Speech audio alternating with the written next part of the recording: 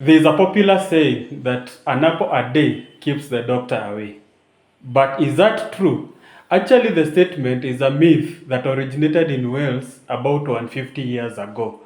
A 2015 survey by National Institute of Health concluded that evidence does not prove that an apple a day keeps the doctor away. And when I mean an apple, most of us substitute an apple with a fruit. So any fruit is equated to an apple, so that we say fruit keeps the doctor away. But as we have seen that there is no scientific evidence that a fruit a day keeps the doctor away. But there is scientific proof that actually eating fruits does us more harm than good. Coming right up. To begin with, fruits have sugars. The type of sugars that are in fruits are glucose and fructose. The composition in any fruit, it depends from one fruit to another, but for most fruits it's actually 50-50, such that you have 50% fructose and 50% glucose. So when you eat a fruit, remember in this channel, we all normally look at what happens when you do something to your body, what happens inside. So when you eat any fruit, you're consuming glucose and fructose. So when we look at glucose, how is glucose processed in the body? Glucose is processed in the body just like any other food that we have talked about in our first video, link in the description. So that when you eat, after digestion, the glucose is turned into blood sugar. When it turns into blood sugar, the excess blood sugar, which is more than 7.8 millimole per liter, requires insulin so that it's pushed into the cells. Remember, insulin will push the excess blood sugar into the cell. And what happens when inside the cell? It either becomes energy if the cell is active, or fat. So the problem you are avoiding by not taking carbohydrates or any other thing, the fruit is giving us the same problem because we are taking glucose, which will eventually be converted into fat. And the other thing, it increases the insulin. And we said when you have insulin present, it supports fat storage and stops the fat that is storage from being burnt. Remember? So we are going to look at some examples, and in these examples, we are going to compare some popular fruits with a 250 ml of a soft drink. So our first fruit is banana. If you look at banana, it has calories of 110, which is almost the same, which is actually the same with the soft drink.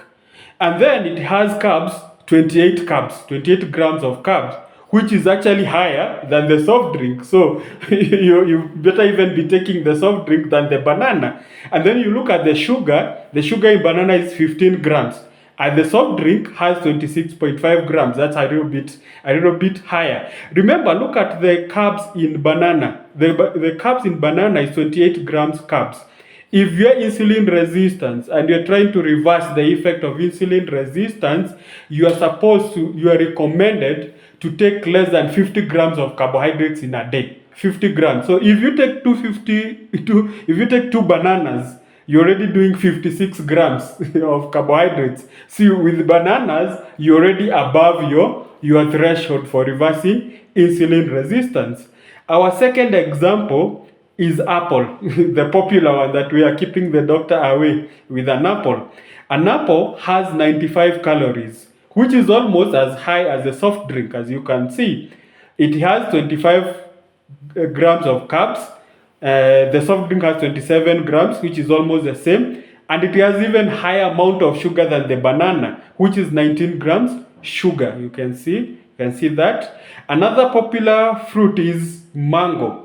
Mango has 99 calories, which is almost the same as a soft drink. So you're not doing yourself any good by avoiding soft drink and taking something like mango juice. It's not helping. And then you look at the carbs, 24.7 grams of carb, almost the same as the carbs in the soft drink. And then the sugars, mangoes have very high levels of sugars, 22.5 grams sugar. Soft drink have 26.5 grams. You see, they're almost the same. The effect of these two, the carbohydrates and sugar, is that in the body, they require insulin to be released. And once the insulin is released, it will promote fat storage and stop the fat that is stored from being burnt. Okay, that is number one, the glucose effect in the fruit. Number two is that we have fructose. Fructose, thank God, it doesn't raise our insulin, but it has a damage somewhere else.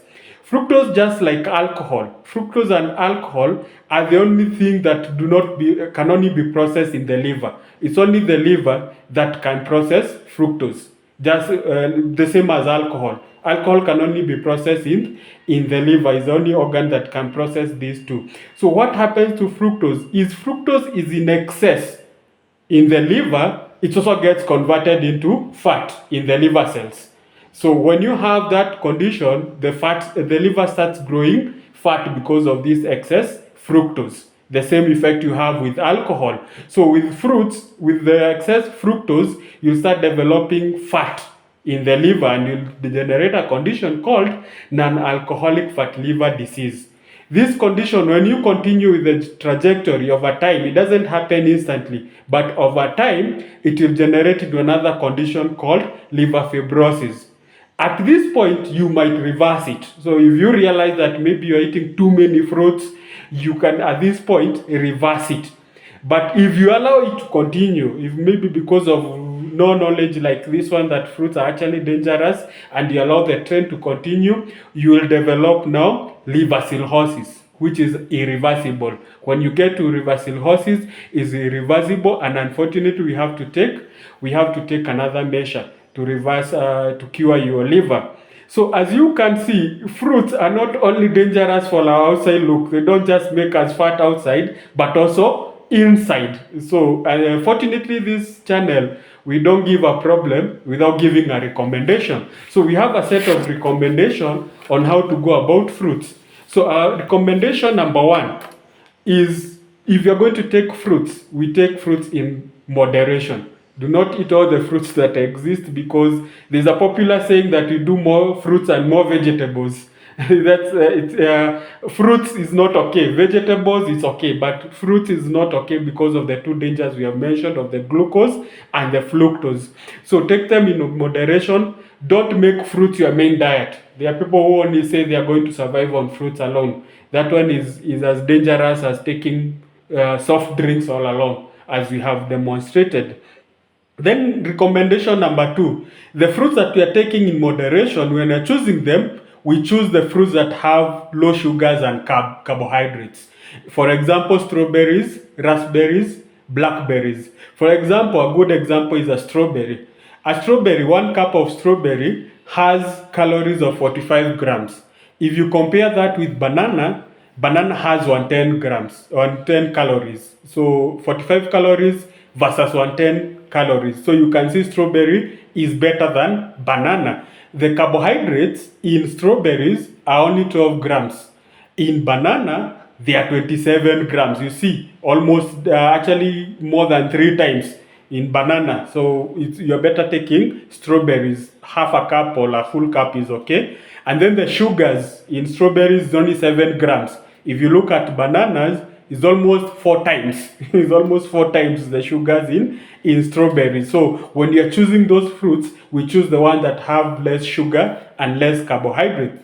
Recommendation number 3 is the nutrients we are looking for in fruits, they are found in vegetables and animal proteins.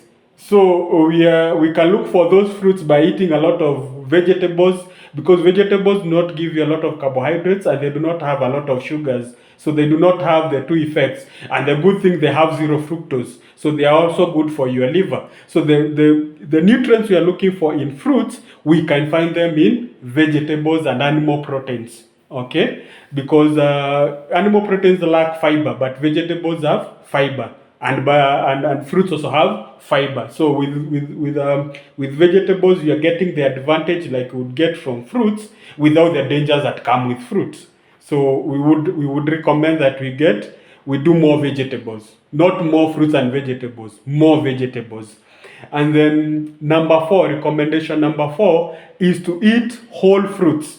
What do I mean? Whole fruits is, do not convert it into juice, because once you convert it into juice, you have the temptation of taking over consumption, because if you convert into juice, for example, one glass of juice has how many mangoes. You'll need like 3 mangoes to make one glass of juice, and you can take those glasses of juice, like 3 of them in one sitting, but you cannot eat 7 mangoes in one sitting. You see, when you take them in whole, the chances of overconsumption are reduced. The other thing is when you process them into juice blending or juicing is a form of processing. You are removing the fiber from the fruit itself.